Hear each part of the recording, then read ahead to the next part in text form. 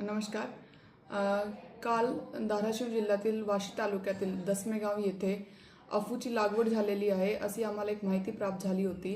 त्या माहितीची शहानिशा करून त्याच्यावरती कायदेशीर कारवाई करण्यासाठी स्थानिक गुन्हे शाखेचे PI विनोद इजपवार यांना मी सूचित केला होता आणि त्याची शहानिशा करून त्यांनी असं मिळाला की तिथे अफूची लागवड झालेली आहे.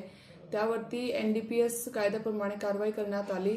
त्या कारवाईमध्ये 400 किलो अफूचे बोंड आणि फूल असे आम्हाला मिळाले, ज्याची बाजारची किंमत कमीत कमी 72 लाख अशी आहे.